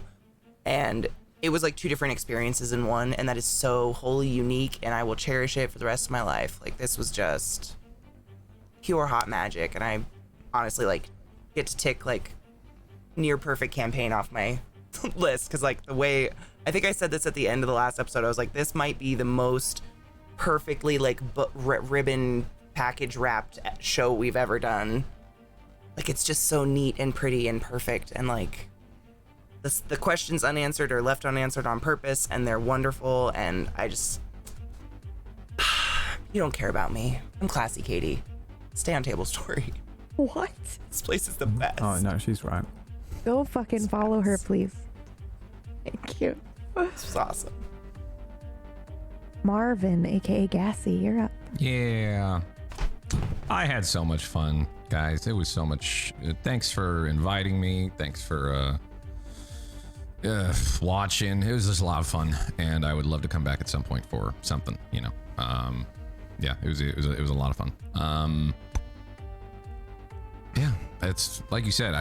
I'm so glad too. We actually have like the soundtrack and stuff. Part of the reason I'm glad to have that is like the nostalgia thing. I can go back and think about the show and think about different things and stuff. And yeah, it was just an absolute pleasure to play Marvin and be a part of this whole ensemble of cast, production, GM, you know, production, concept, all that. It's everybody was so on point that it made it just so easy to be a part of. And I hope you enjoyed my crying. All right, that's it. That's the only thing I'll plug it, because I know there's probably a lot of Trekkies here. Tonight, 8 p.m. Central, we are doing Star Trek Saturday again. So we're starting at Deep Space Nine, season 1, episode 1. Check that out if you want to. That's the only thing I'll plug. But other than that, find me on the internet as Gassy Mexican. And thanks again for allowing me to do this. Yeah, and the watch along is on his Twitch channel, twitch.tv/Gassy Mexican. Yeah, just in case anyone was confused. Safi, you're up. I just want to say thank you for having me be part of this campaign. It's been amazing. I really love that everyone I've got to meet through doing this. Honestly, couldn't have asked for anything better. Even though my time here was short, it was filled with so much wonder, and I loved it a lot. Yeah, you can find me at SafiPie on Twitch and Twitter. I'm not streaming till about June though, because exams and thingies. So go follow everyone else and watch them whilst I'm away. Yeah, that's it. Thank you. Perfect. Who's next? Charles, aka Zeke. Hey, everybody. Thanks for watching. Thanks for being a part of this experience. And thank you, everybody, for being in the show with me. My name is Ezekiel the Third. You can find me at or / Ezekiel_III on Twitch, Twitter, and YouTube. I will be broadcasting tomorrow at 10 a.m. Pacific. It is Indie Sunday tomorrow, so we'll be playing indie games all day tomorrow. And then if you want some more Disco Elysium, that happens on Monday. So that's what's coming up for me. PB, we still have to talk about the what's it called? The not Cerebrum Project 2. We said it's something else. It was the amygdala project. Yeah. Right? Yeah. Something like that? Okay. Mm-hmm. Okay. So look out for in the future for the amygdala project. And we'll get back to you. Thank you. With Dr. Charles Campbell. That we got so many questions. Like, will there be a season 2 with Charles as the new Nadine? Like, oh my God. Thank you. Fist, aka Dr. Lindworm. I don't know if you want to answer this, but there were like 8 questions being like, what's his first name? Leave that ambiguous. Wonderful. I love it. Wait, his first name's ambiguous? Ambiguous Lindorm? Yeah. Mr. Ambiguous Lindor. You can see why he just went for. Oh, dang it. And he's Now they sitting know. there, yeah, thinking like, damn it, I wish I didn't pick Humphrey. Something innocent like something like cute or innocent like Herbert or like so, I think you had picked one. We just chose not to put it on the Yeah. Yep. That was another we one of just those ran with weird that. discussions. Mom had a name too that we just that we refused to had. put up. Yep. Yeah, because they can Yeah. act as like anyone's parents almost. Yeah. Anyone's trauma points. Relatable. yeah. Cool, yeah. Exactly. I love that. But yes, hi everyone. I mean, honestly, this was a new experience for me playing a character like this, and I really appreciate being invited to the show. Everybody gave an amazing performance, and I'm really proud to have been a part of it. It's been incredible. And I don't know what else to say. My brain's kind of everywhere right now. I'm kind of sad that it's ending, but I'm looking forward to what happens next. You can find me over at Twitch, and I do stuff. Like That's it. 34 hours of No Man's Sky. That was impromptu. Holy I've- shit, man. My first impromptu stream was like a year ago at that game, and I looked at the clock and was like, well, just a little more. And then I did that like 5 times, and then 24 hours later, I was like, maybe I should stop. And it kind of happened again. But it was only 25 hours, all right? Don't do that. Not 35 hours. Crazy. It was crazy good. Thank you. Yeah. Bradley, aka Reed, aka Hello Dr. there. Lindorm Jr. It's the doctor. Okay, first things first, PB. Next time, Yes, dumb character. Please. Got it. Yep. can I just be a chaotic goblin? Like 3 IQ, please. Like real life. Okay. Just get into it before one of the others does. Can we Keep it together, can we Brad. meet Keep it together. halfway? Lucid. Can you do like either a frog or a turtle character? No, Oh, okay. I don't have that range. Fail.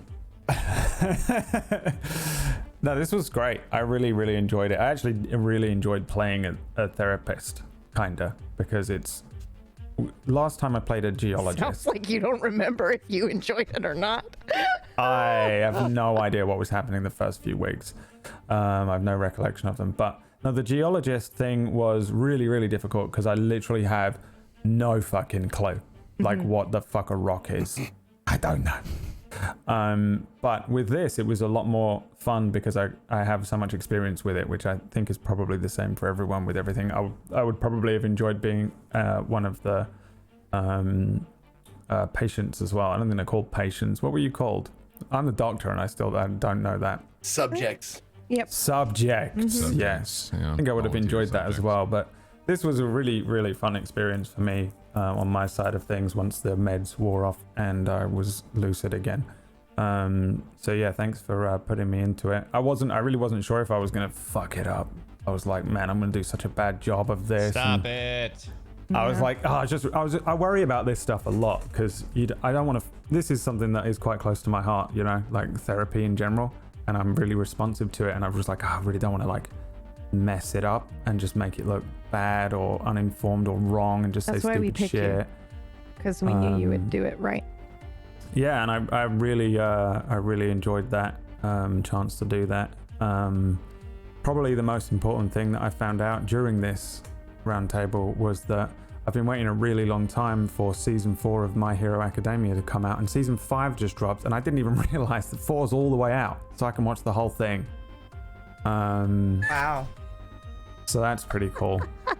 It's crazy. I don't know how I missed an entire season. You're a monster. No, it was really, really great. Everyone killed it. The production on this was ridiculous as well. And as someone who's been running table story shows for years, whether you have help or you don't or whatever, it's still like so many plates to spin. So Pax had fucking smashed it, PB smashed it, and then the production crew, which are going to speak soon. It's insane. It's so much harder than you realize. I just DM'd my first session of Mistlight, which is a D&D show, on Thursdays. Plug.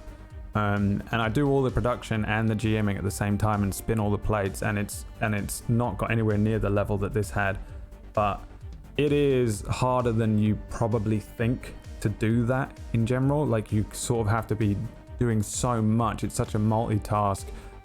Even if you split it between a couple of people in the thing, it's still really, really difficult. And then to come in and play characters as well with these two, to get all that stuff set up, you have like 1 week really, because you can't predict exactly what's going to happen every single week, and they go away and everyone is like building these scenes and things, like Hermsie, and people are making music and stuff, and then you have to bring it in, you know, because you're not just click your fingers and it magics. It's coming in late, and then they're recording all this other stuff.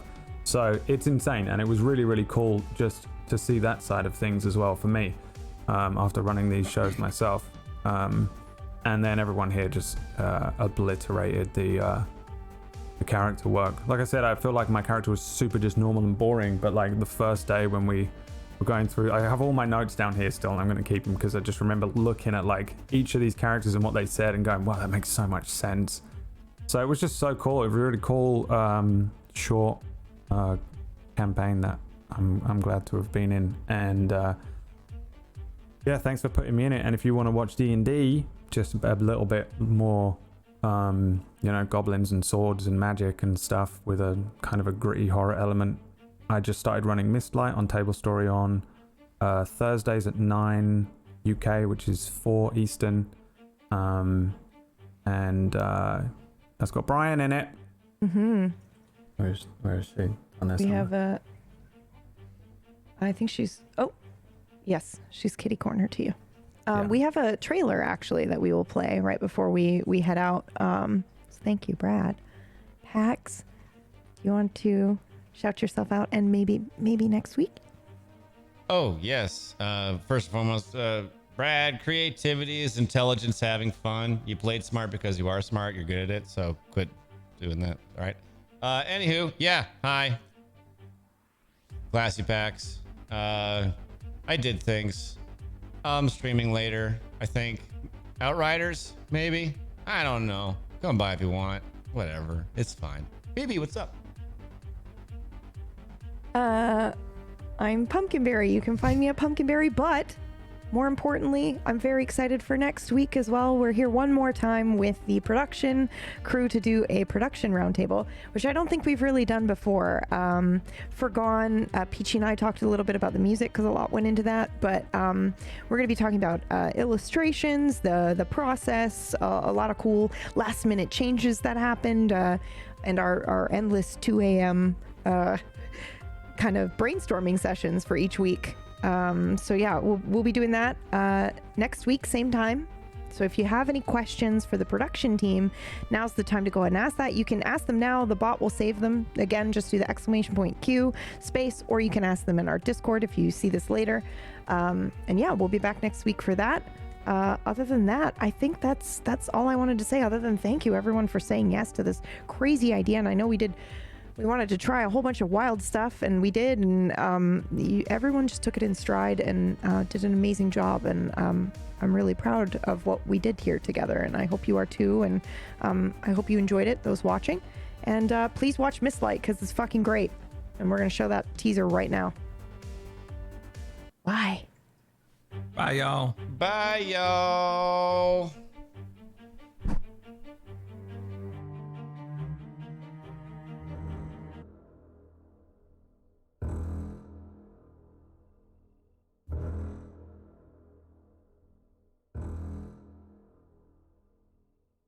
The Dark Realm is a difficult place to live. Plants grow weakly and twisted in the lack of sunlight. Mercenary work and banditry are rife, as it pays more than basic farming or hunting. The realm at large is ruled over from the great city of Guardia, an overpopulated, sinful place ruled over by a baleful king that we haven't seen in years. There is an elven kingdom to the south, ruled by the sequestered shadow elves, a dwarven kingdom lost to the mountains of the west, and a tiefling kingdom among the volcanic rock of the islands in the north. Great patches of our land are poisoned and deserted. There are tribal villages, beasts, goblins, and orc warbands, of course, but we're trapped here. The mists are a mystery. Most who enter them never return. Those that do are changed in such a way that they are unrecognizable or utterly insane. Nothing comes out of the mist, but it surrounds us, calls out, poisons, frightens. Couple that with the almost endless darkness, and the Dark Realm is a very difficult place to live.